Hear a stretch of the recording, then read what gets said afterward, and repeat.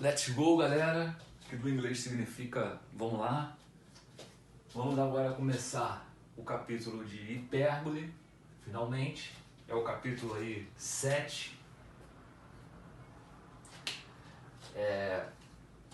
Vai ter um grupo de questões nesse capítulo que vai ser bem parecido, praticamente igual ao capítulo de elipse. Isso vai ajudar.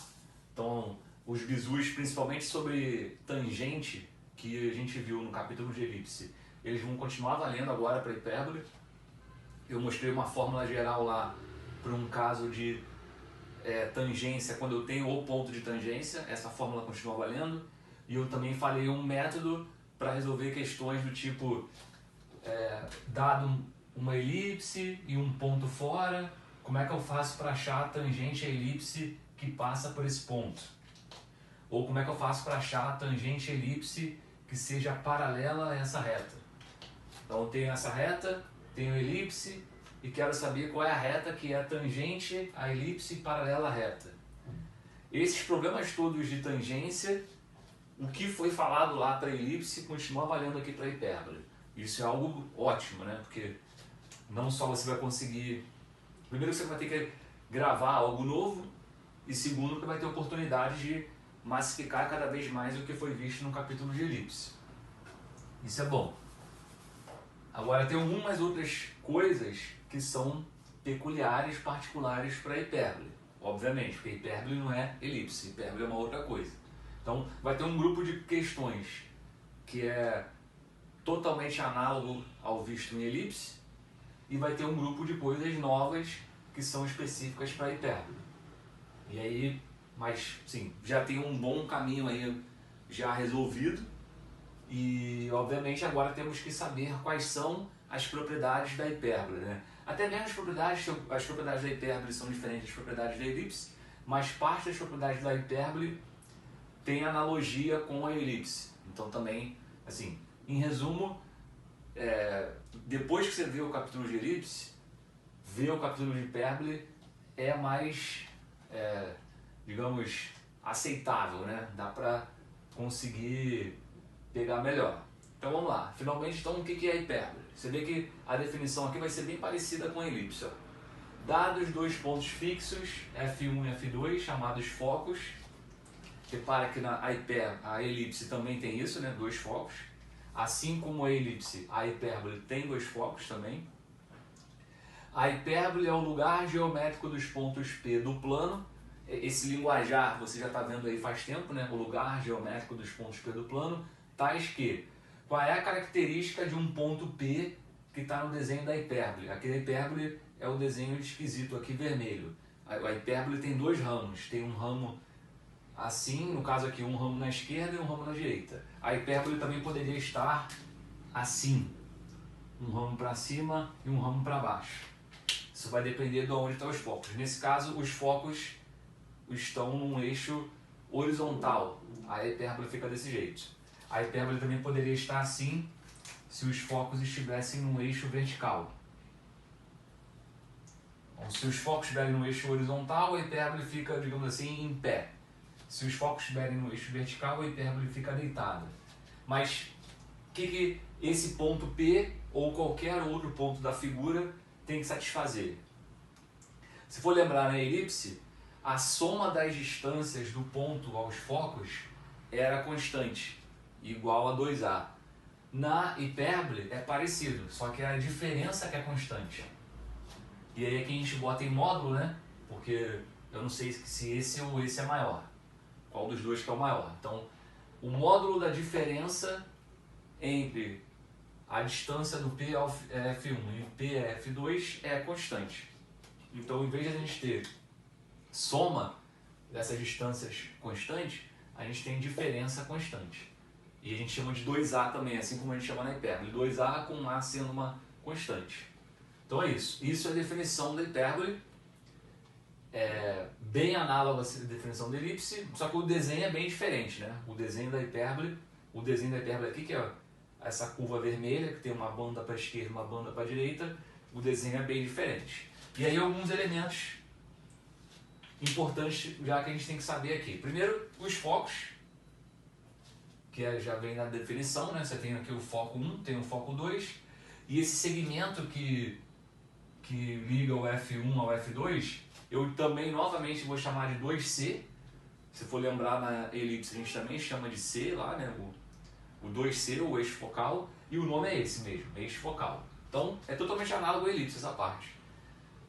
O segmento que une o F1 ao F2 eu chamo de 2C e chamo de eixo focal. E eu vou marcar esses dois pontos aqui, ó, que esses pontos aqui a gente chama de vértices, assim como na elipse, né? Na elipse a gente tem isso aqui, ó.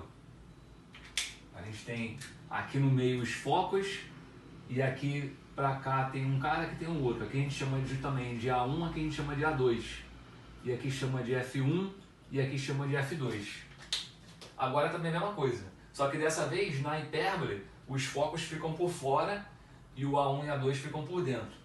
Mas aí esse A1, A2, ele é justamente o 2A aqui da definição. Eu vou explicar por quê. E a gente chama aquilo ali de eixo real. Aqui na hipérbole não faz sentido eu fazer aquela nomenclatura de elipse de chamar de eixo maior e eixo menor, né? Porque na elipse fica claro que do A1 até o A2 é o eixo maior e a gente chama aqui B1, B2,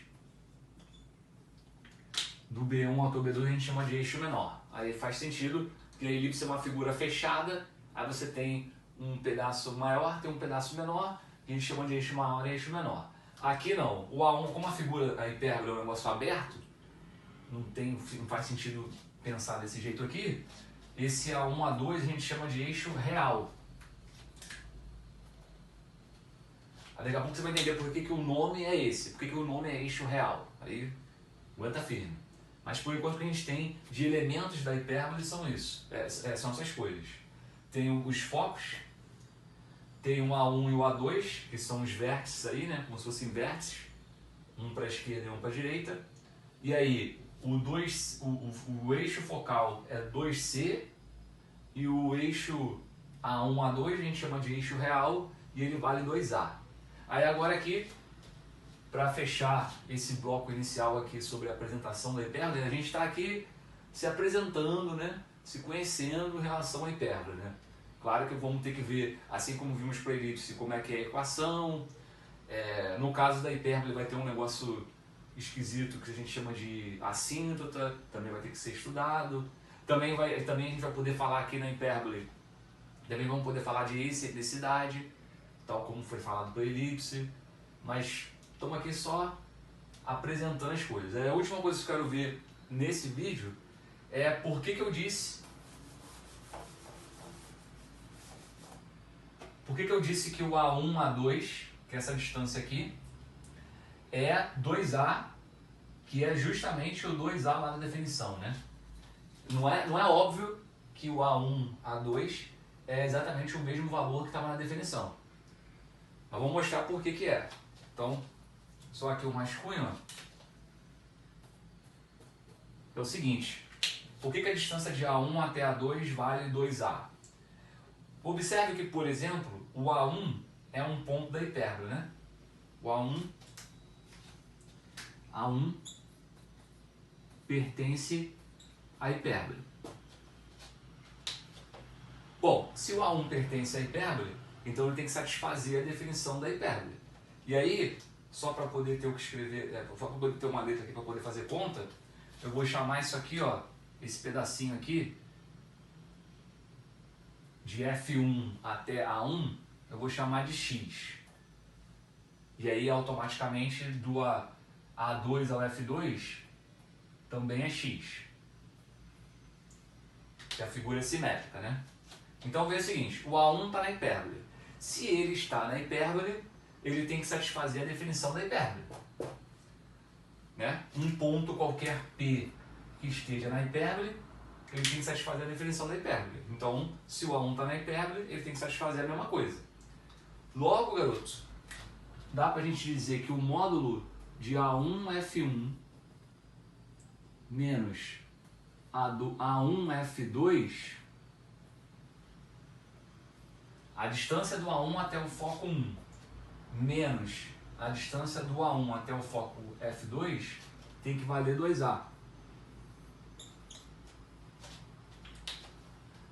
Beleza? Essa é a definição da hipérbole. Agora, quanto que é A1F1? A1F1 é o x, que eu estou chamando de x. Aqui vai ficar módulo de x menos... Quanto que é A1F2? Do A1 até o F2, observe que eu tenho esse pedaço mais esse, certo? Esse pedaço é o A1A2 e aqui é o x. Então, esse tamanho é A1, A2 mais x. Essa diferença aqui é 2A. Aí observe que foi, porque o x vai cortar. Tem x aqui, tem x lá, corta. O que vai sobrar aqui? O módulo disso, que vai ser A1, A2.